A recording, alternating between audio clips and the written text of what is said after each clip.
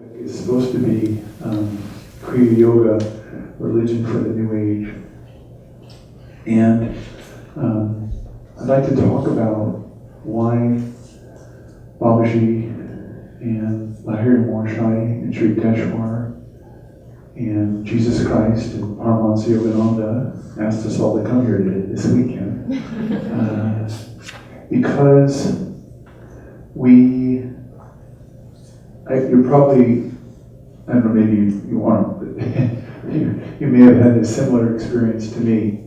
When I was a young person, young kid, I had deeply religious people in my life that loved God very deeply, and they emanated a vibration of kindness and beauty, selfless service, and when I watched them pray, or when I was near them when they prayed, I could feel that they were talking to God.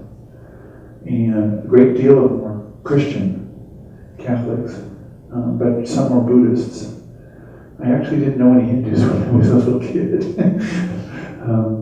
But I grew up in the modern era. And so we're all scientists, aren't we?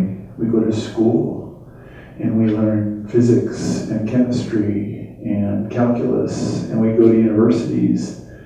And this growing gap starts to occur between this reality, which is our experience, and this intellectual knowledge. I read a book, actually an article on the internet recently, and this person's premise made me laugh. But he said that the Catholic Church was in big trouble if they find life on other planets. And he was just taking an incredibly Kali Yuga approach. And I knew clearly that he knew some science and nothing about religion. Because he had boxed the Catholic Church, which he was gunning for, into a either-or paradigm. And Kriya Yoga was brought back into the consciousness of the world in 1860 when Babaji gave Lahiri the initiation to Kriya, because this world, the masters know where we're going. And in 1860, by 1860, clearly we were moving towards the Dwapara Yuga. We were moving towards the world in which we all live, from whatever country in the world we're from. It doesn't matter, because the countries are becoming less and less important. The information and the knowledge of truth is becoming increasingly important. And we're just popping myths. But what we needed as a world was a way to put together the valuable quest for truth, as represented by science, and the eternal truth of our oneness with God.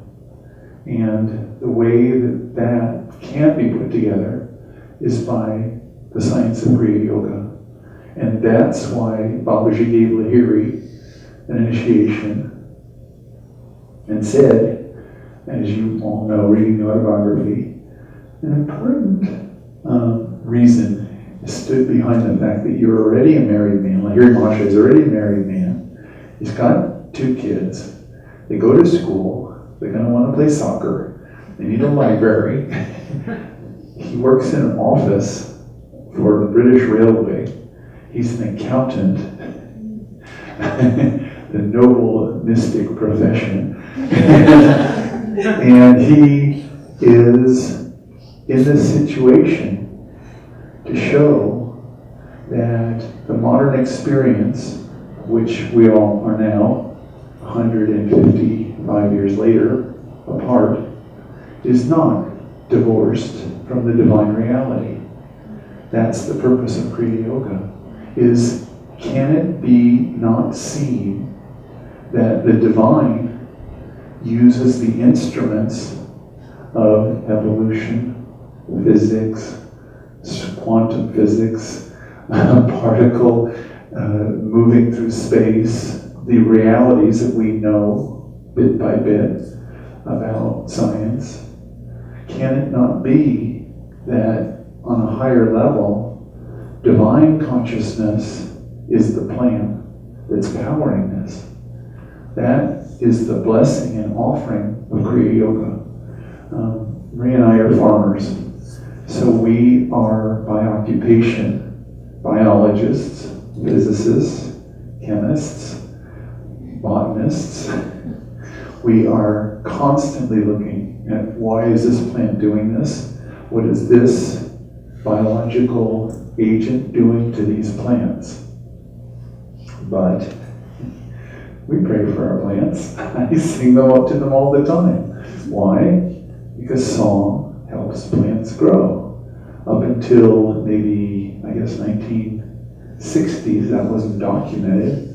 But The Secret Life of Plants came out, I think, in the 60s, maybe 70 at the latest. And it showed Professor Bose and various professors around the world doing experiments that singing to plants is good for the plants. Singing and playing music of Indian music is good for the leaves and flowers because of the rhythm and the timing and the type of music that it is. And classical Western music is good for the roots because of the structure of the chords and the vibration of the chords.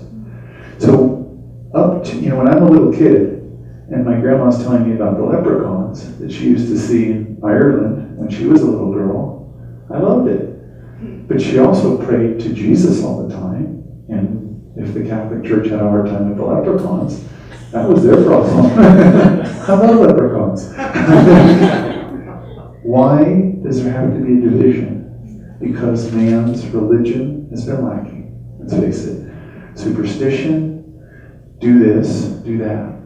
Kriya Yoga came, and Master empowered us, the disciples, to be a part of our liberation.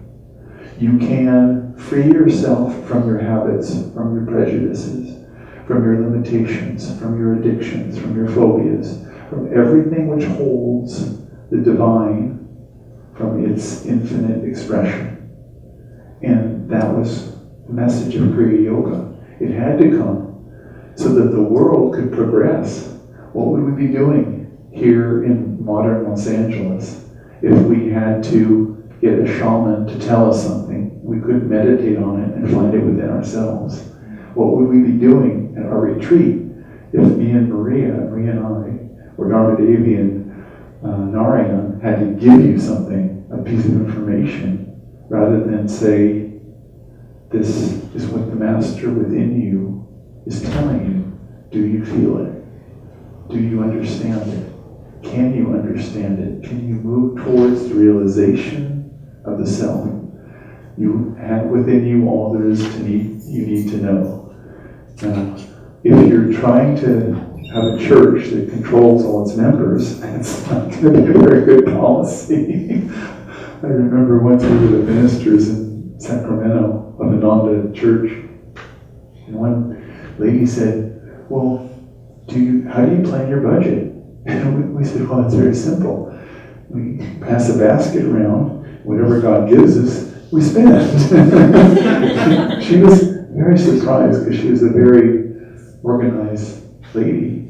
But in time, she got that everything is coming from God, including the most well thought out spreadsheet, the most wonderfully balanced equation, and the most amazing string theory. It's all from the divine. So really, Kriya Yoga had to come into this world because the world is going in this direction. And we each came here this weekend because we've had in our own hearts an experience of divine consciousness. We have read or heard or felt something that Yogananda or Christ or Krishna or the Buddha or any of the masters of any religion of any time have said that they felt, they experienced. And with that experience, resonating with the experience that we have faith. We have experiential-based faith, and that's what Kriya Yoga is. Kriya Yoga is the science of experiencing what the masters experience. The goal of meditation is to dissolve the ego and realize that you're a child of the Divine Mother. You're not the ego. You're not limited. You're not the mistakes. You're not the phobias and the addictions and the fears and the bad habits and the limitations and, oh, I can't do that. I'm only little me. You're not little you. You're the big, big you. And that's Kriya Yoga. The purpose of the techniques, Kriya, Om technique, energization, Hong Sa, the purpose of the Raja Yoga teachings, the Eightfold Path of Patanjali, is that to show us that everyone, every human being is a child of God. And so each one of us has that divine potential. And if we exercise those behaviors and attitudes and, admittedly, receiving the grace of the masters that moves us in that direction, we can become little Buddhas, little Krishnas, little Gopal. It is our destiny. Science has really nothing against that, except bad science. Bad science has all sorts of stuff against it, and bad religion too. And that's just the way it is. I was reading a book recently about earthquakes, and this geologist was making fun of the ancient peoples, thinking that they knew when an earthquake was going to come, or that an earthquake was the wrath of God or something. And he poo-pooed it entirely. But the fact is that the expression of the earth shaking and jolting and moving is an expression of a divine plan. It is God in control, and he's whacking these little continents together for various reasons, to show us various things. To understand the world from the perspective of the Master is our job as Kriya Yogis. It's to see science and be the best scientists in the world, of course. Why not? We're the best artists, or dancers, or therapists, or musicians. It doesn't matter what you're pursuing. It's the consciousness of the divine that is at the heart of everything that is the goal. And that is confounding to atheistic science, because they want to draw a line and say, no, you can't do that. You can't be a rational person and be a religious person. You can't think that God is the cause of everything, when clearly everything is due to electrons or quarks or bosons or some new level that they'll eventually discover. But in 1860, Babaji gave Lahiri that initiation because he knew that we'd be here in this room, looking for the connection to our modern life and to self-realization. And we draw from the elders and the ancient ones, because the saints of all religions are timeless. They don't live in the past. They live in the eternal now. And Christ is just as much alive here in the Mary Joseph Center as he was in Bethlehem, as he was before he was Jesus. And all of us feel that. And yet we want to connect our current reality. We want to connect world brotherhood. We want to connect the experience of our hearts of inspiration with the modern world that we live in, and find some way to put them together. And that is this new age religion of Kriya Yoga. Master brought it to America, then went back to India.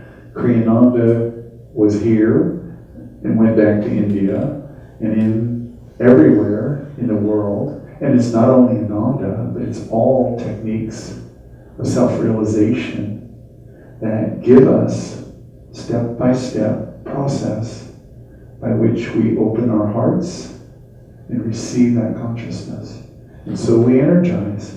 And so we do Kriya. So we're going to spend this evening, tomorrow, and Sunday trying to lift that little veil that separates us from the omnipresent light of God. That's what we're after.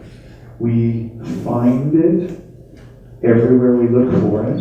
We just need to look for it. That's what Jesus said. Knock, it shall open. Seek, you shall find it. It's there. It's a question of, unfortunately, it's up to the disciples. The science is there. We know the Eightfold Path of Patanjali is a sequence of progress that all beings take, no matter what their religion, to unite the consciousness of the self with samadhi, consciousness of the great self. Kriya Yoga is that science. And so we have this huge teaching of the yamas and niyamas. They're preparatory to deep meditation, asana. And then the process of interiorizing the consciousness. Because it turns out that God is within us. Joy is within you is the motto of Ananda. But Master's teaching was that you are a part of all that is. You are one with the Guru eventually, because the light of God is discovered through meditation, correct meditation. We were talking earlier, and one person said, well, I'm sort of I need to reform my meditation practice. Because you can meditate wrong and not feel joy. You can meditate in a way in which you don't receive the realization of the self. But that just means that you need to refine your practice. It's okay. It's all right. It's not a religion by which, oops, you did a sin, you have to go to hell forever. I'm sorry, you have to go to hell forever. Because, really? Because I ate a sandwich on Friday when I didn't know there was meat in it or something? No, you have to go to hell forever. And, you know, there's something about that that's not going to last into the year 2000 and into the year 2020. But the love of God and the birth of Christ and the birth of the Buddha and Krishna's exploits with the Pandavas, they are universal. They are the victory of the light over the darkness and the reality that the light is enduring and the light is real, and everything which tries to separate us from the light isn't really true. This is the Indian doctrine of Maya, that the reality is light, infinite love, infinite joy, infinite peace. And we all know that because we touch it and we think, yes, this feels so right. I need more of this. And you meet a Yogananda or a Kriyananda or a Padre Pio or a saint in any religion, and you feel two things. One, they have found within themselves that infinite capacity to love. And secondly, they affirm that you too can achieve that. There is no master that's ever said, well, I'm sorry, I'm a master, you're a loser, that's it. Which it wouldn't make for a very good religion, would it? But there's no master that could ever say that, because the Buddha saw the Buddha in every person. Krishna saw that consciousness. Christ saw that consciousness in everyone. And that we know is the way it really is, because we glimpse it for a second. We glimpse it for a Kriya weekend. Our goal is from now until Sunday to to be in the reality that we are all there. That's religion for the New Age. It's practical. You can do it. You start where you are. You can go as deeply as you can through effort and grace. But the fact is, you did. You came here this weekend. You could have gone to Vegas. You didn't have to come here. There's other options. And unfortunately, mankind as a species chooses not to climb that mountain. There's a lot of reasons why. Master Paramahansa Yogananda talked about them in the autobiography, that we think the mountain's too high, but that doesn't really make any sense, because by progressing towards the mountain, you're closer to it every step. The other thing is one of the great catch-22s of the spiritual path is Yogananda said that the path is difficult at first and then effortlessly liberating. It would be cool if it was effortlessly liberating at first and difficult later on, but I don't think that would work. We don't recognize sattvic energy. We don't recognize love, and it's important in our lives when we first start because of Maya. We're pulled towards materialism and habits and physical senses as somehow superior to soul reality. Once you progress towards soul reality, once you practice Kriya, Yogananda said the more you meditate, the more you'll want to do so. You acclimate to that level of joy that is self-sustaining. And I have difficulties with that, and I've discussed it with the Divine Mother many times, and I've gotten nowhere. But the reality of it is that if you can move towards that reality, you experience its lasting strength in your life. But to make that first step, it's like when you first, what's an example? I don't know what a good example is, but you do something for the first time, and it's sort of like, I don't know if this is, singing. You start singing, you try and sing, and it doesn't sound very good. It doesn't feel very good.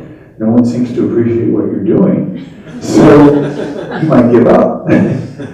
But if you persist in music and master a few chords and a few harmonies or ragas, depending on what type of music you're learning, or rhythms if you're playing drums, and you start to get the feeling of the rhythm or the chords, and from that comes the beauty, and that makes you want to learn more music.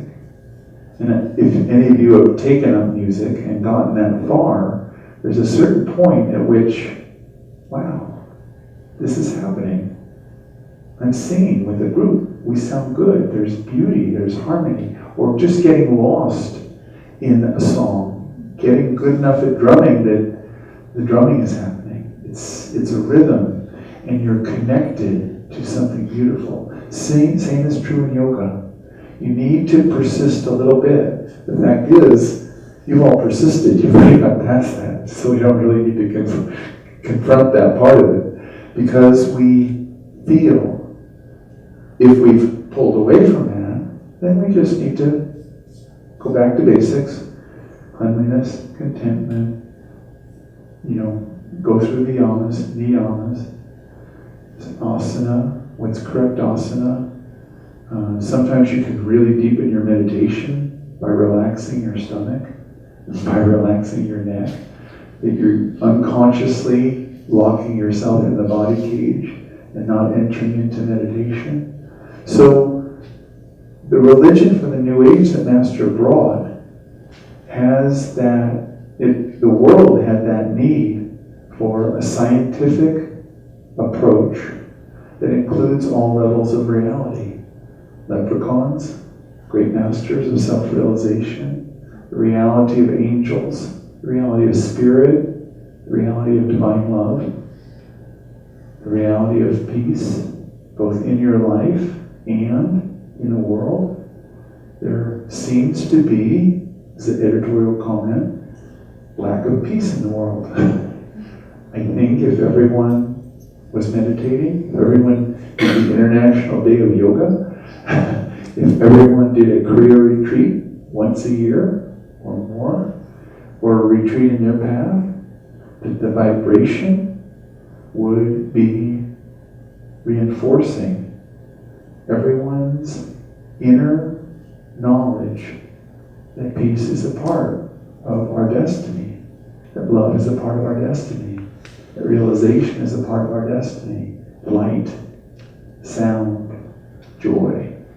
So I think that Kriya Yoga, the religion of the New Age, is a challenge, but it's also an answer. It's an answer to this world that we live in, where the quest for truth is beyond being told by some person. It just is that way. And if you eat that sandwich, you're going to hell. Or is it true that we are like Christ? We are like Krishna. We are like Babaji. Babaji lives on a level that is so high, it's really hard to imagine. But I'd like you to imagine in some part, maybe just this weekend as a starter, but imagine yourself on that level of Babaji's consciousness. So much above the lower expressions of the world and energy that you can live in a constant stream of communion with the divine. You can do that in Los Angeles, in Fullerton, in Redondo, wherever you live, whatever your job, however many children you have, however many troubles you have, there is a level of divine oneness that is available to us. And that's what we're here for this weekend, is to enter into that, to make friends with that, and to realize that it is who we are. Ria's going to talk about the other important aspect of that, and that is devotion.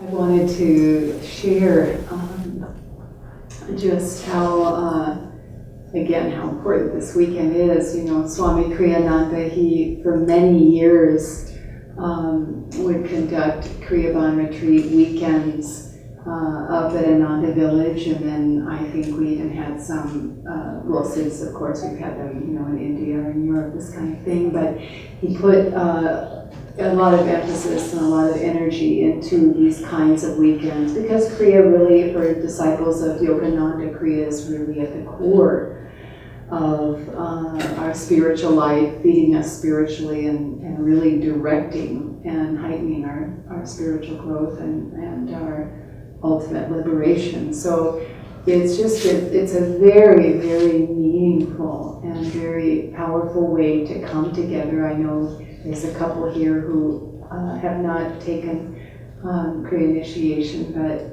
it's your blessing and God's grace that you can be here and be a part of this, because it's just so important. As Ananta said, it's, you know, that you have set aside the time, that you take this seriously, and then too, just as a congregation, as a spiritual family, to come together and be together inwardly in this way is really quite something. Great things come of it. I grew up in Los Angeles, and because we're sort of here in this part of the planet, I can probably maybe today or tomorrow just share a couple of stories, but I lived here till I was about 18, and I grew up in Pacific Palisades, and some of you have probably heard this, but when I was very young, my father passed when I was 4, But prior to that time, he oftentimes on Sunday would just kind of go out with the guys, you know, and he had a very good friend, and they would just go out for brunch. And my mom, you know, single mom, 5 kids, she was like, to heck with that, we're all going out, you know. And she would take us to,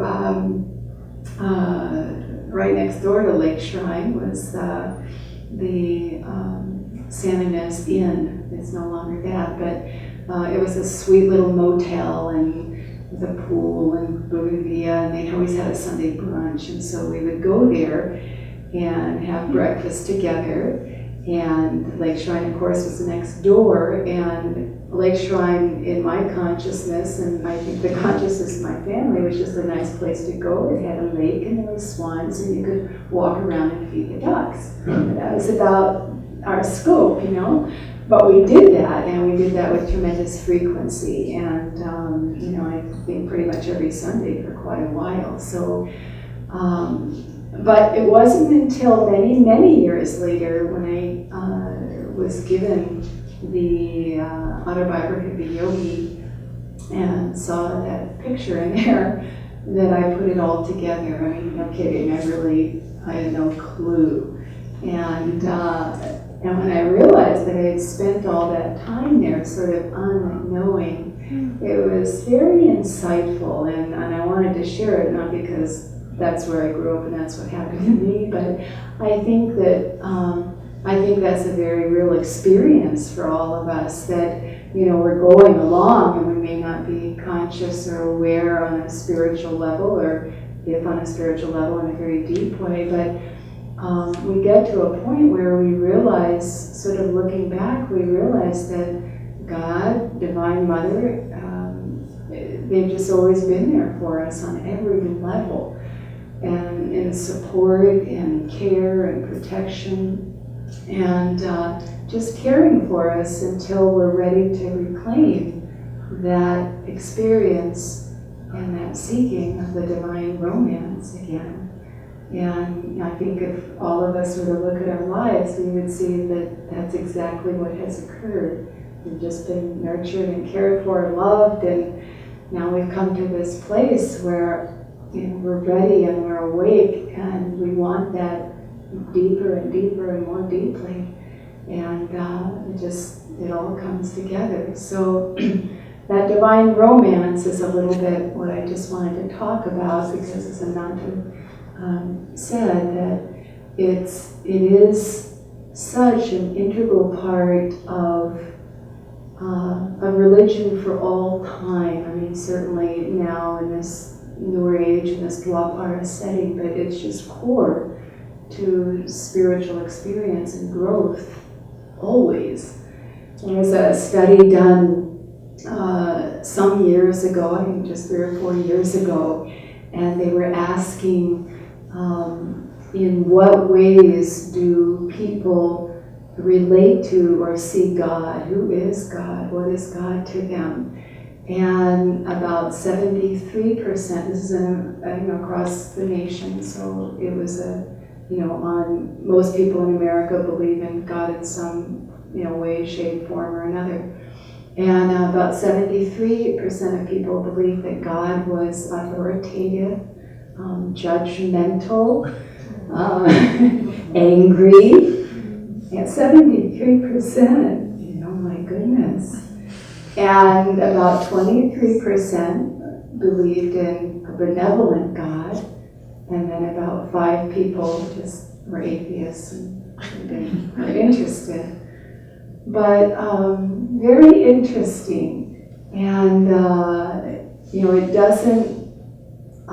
What about loving God? I mean, that really didn't benevolent. That's good. God is giving and caring and all of that. But loving God, and that's really the thread of continuity. It's not at all at the surface, over the millennia, over the ages, but it is what is sustaining. It is what carries it through, and it's what breathes life into it. It's just that relationship of love between us and the infinite, the nearest of the near, the dearest of the dear. And this is what gets lost in times, in ages, in settings. Because it's, this isn't something that is just of the old age or of the past, but even now in settings where that material consciousness is for whatever reason to the fore. And that's what we need to reclaim, that's what we need to bring forward, that's what our lives are about, are expressing that and giving that and sharing that. Swamiji would oftentimes talk, in so many of his writings and lectures, he talked about the importance of giving voice to the concept of Divine Mother.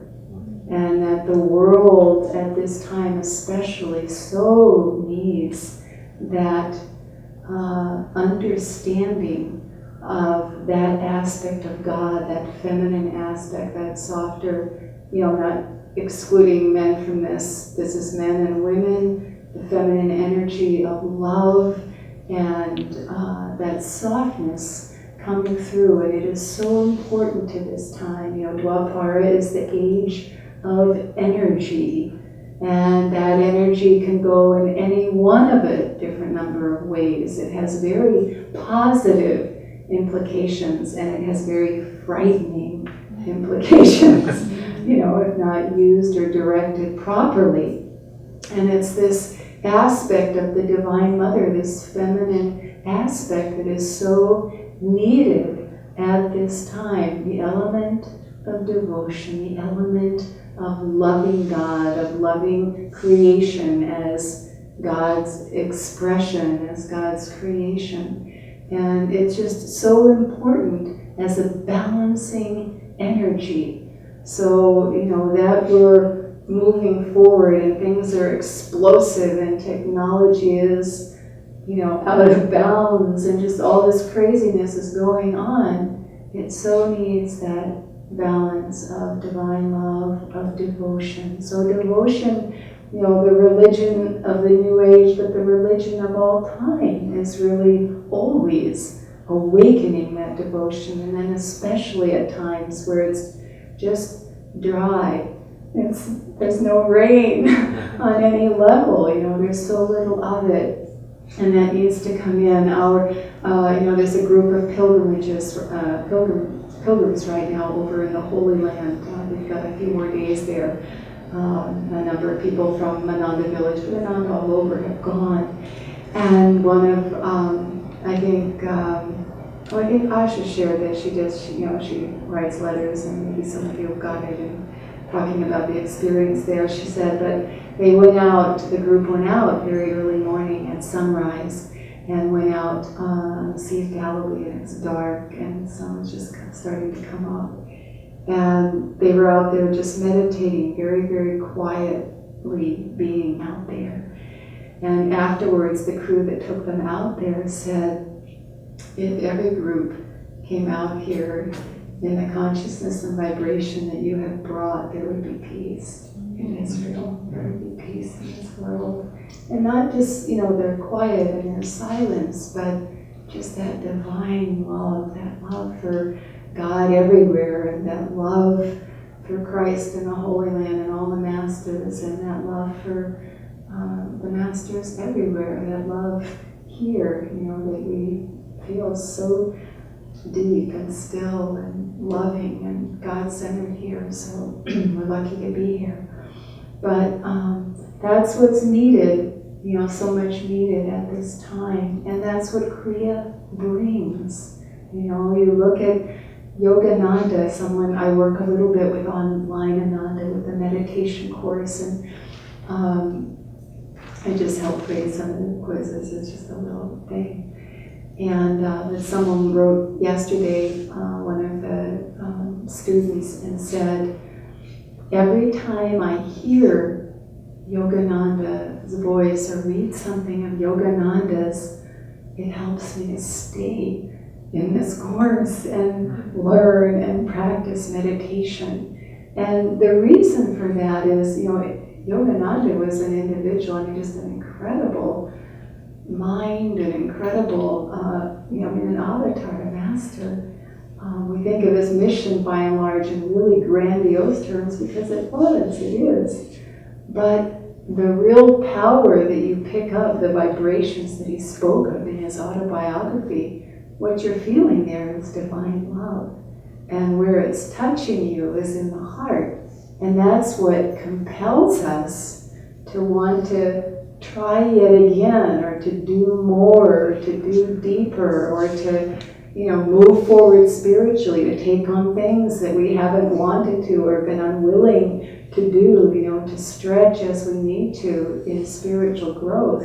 And it's because you feel that love and you feel that unity with Divine Mother and with God in him and through him.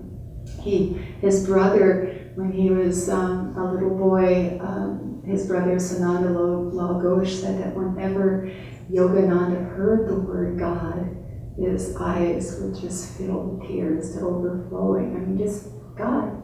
And he would just go into this, other place of feeling that presence in the heart.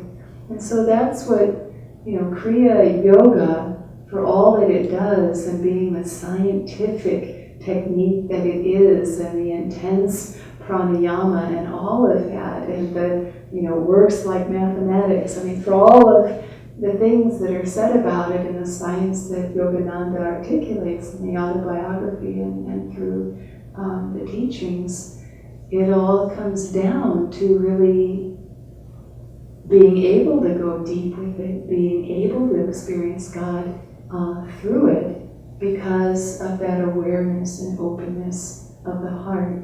Kriya is a pranayama, it's a technique of pranayama. And as we move energy, help to cooperate with that movement of energy through the practice of Kriya, because that energy is moving in the spine, because it's moving through the chakras, it's moving through the heart. It's opening the heart, it's purifying the heart. And yet, without devotion, without coming into it in a devotional way, Kriya can't really do those things. It can make headway, certainly a little bit, but it's really that energy of the heart that breathes life into it. That's really what makes it art and science. There's a science of Kriya, but the art is through devotion. We're not going to get the particulars of it. We're not going to understand the teaching as it relates to us individually without devotion, without openness of heart, without trying to connect with the Guru through our heart and devotionally. So, art and science, devotion, and the technique of Kriya itself. When Yogananda was a young man, reading the autobiography, he would just go around visiting saints. And what compelled him to do that was his own love for God, and then wanting to experience that love for God through other beings, through the saints, through those who also loved God with that kind of depth. And so he just kept going here and going there and trying to find, yes, an individual of realization and enlightenment and, exalted spirituality, but someone just on fire for God in the way that he was. And so one of the saints he went to was the levitating saint, and there's a chapter on that saint in autobiography. And he went there and he was meditating with him. And finally, after this long passage of time in which they were meditating together, Baduri Mahashaya, the levitating saint, said to him, "You often go into the silence, don't you?" And then he said, "But do you experience anubhava?" I don't speak Sanskrit. I don't know if I pronounced it correctly, but probably close. It's a simple enough word. But Yogananda explains that as meaning direct perception of God. And Yogananda writes in the autobiography at that point, he says, Vaduri Mahashai, he was reminding me to love God more than meditation. That it's not, it's not enough to not let the technique be the goal, is the way he put it. And it's important to understand that, because if we just take devotion outside of Kriya, love for God is an extremely powerful, motivating force in our own spirit, on our spiritual path and our growth. Without Kriya, it can kind of spin around out there. If Swamiji says it's very hard to sustain that intensity of love for the divine when we're approaching just through the heart and just through devotion, just without the technique. It can get, that love is so great, and when you feel it, you can go to God, but you can also get you can just love that loving space. And if you just stay in that loving space and it becomes about you experiencing that love, it can also become kind of passive or just not expansive. Saints can get to God through just love, certainly. But I'm just saying it's this perfect match of devotion, love for God, and Kriya Yoga. And so yes, let us understand that in the right context. When Yogananda said, he was reminding me to love God more than meditation, he meant to bring in that depth of devotion into the practice. Because again, Kriya can take us further, but without that devotion, it's not going to work as well. And really, we're probably not going to get there. We're going to bail at some point, because it's going to be intense. It's going to be technique oriented. If we, and when you get technique oriented, it's all about, it's all about progress and steps and achievement. And if I don't get there, then what has happened? Have I failed? Or is it not going to work? I remember a student came up one time, and I can't remember the context of the conversation, but basically it was Kriya, been there, done that. I was speechless. I just didn't know what to say, where to go. It was just one of those pauses, and then it became something else. But I think that's what happens, without devotion, is you just don't see that it's going anywhere, and or we had a plan about where it was going, and it's not going in that particular way, so maybe it's not working. So it's just having that constant relationship with the guru, where you're in communication all of the time. There's that sharing, there's that oneness of understanding, and that's when Master can really show us about the technique, and show us how to practice it, can show us how to live and balance our life in Kriya, which we'll be talking more about. I came across a letter the other day that Swamiji wrote about his experience in Medjugorje. I was looking this up because my sister is in Herzegovina right now, and maybe she'll get there. I hope she does. And but so I was sharing this letter with her, and I was rereading it. And he said, this is where the Mother Mary appeared to a number of children, and is still appearing to a couple of them. This has been going on for 30, 40 years or something now, in that place. And Swamiji asked one of the women who is still having these visions, I've given my life to Divine Mother, and everything I've done for Divine Mother. And I'm nearing the end of my life. Is there anything, would you ask her if there's anything else that, I've left undone that she wants me to do? And so the woman acknowledged him. And Swamiji left a couple days later. He didn't get a direct response from her, but he said he felt in meditation that Divine Mother spoke to him and clarified that for him and said, let's see, love me, it was just simply love me more deeply in your heart. That's what she said. So, it's so easy to think as disciples of Yogananda, we're trying to live our lives in service to God and service to our Guru. And so it's so easy to think of the outward element of it, and, doing this and doing that, or jobs or family, just everything outward.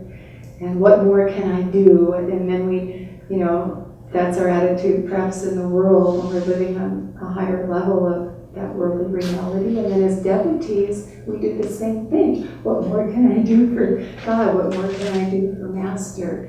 And that too can be a little bit of a detour, if you will, if we're just constantly thinking about what can I do to serve, what can I do to serve, what can I do to serve, what can I do to serve. And service is great, but it has to be fanned with that love for God in the heart. And that's what she was saying, is love me more deeply in your heart.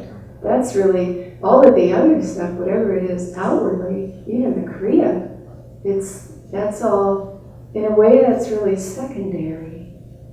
It gives us the vehicle through which to serve and love, but they have to come together. That's where really the richness of Kriya practice is. The richness of meditation practice is through our devotion.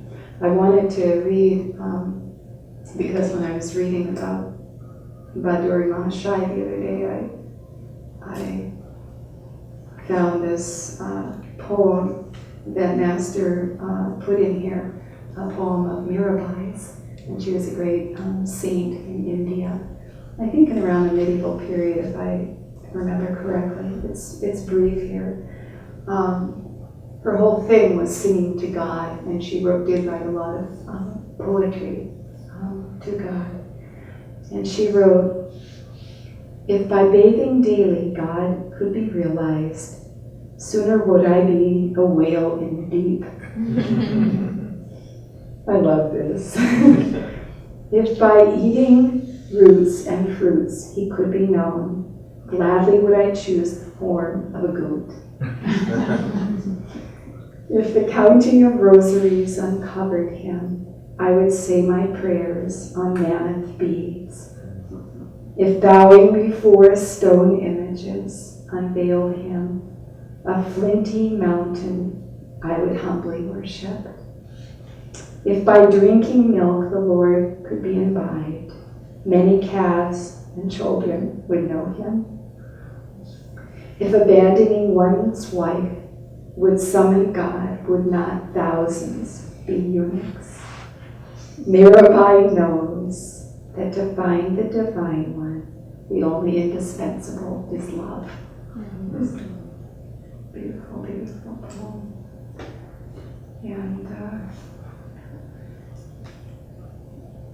I remember, I just wanted to close with one more thought. It was it was during the early time of my life at Ananda, and I was living at the village then, so it's quite a while ago.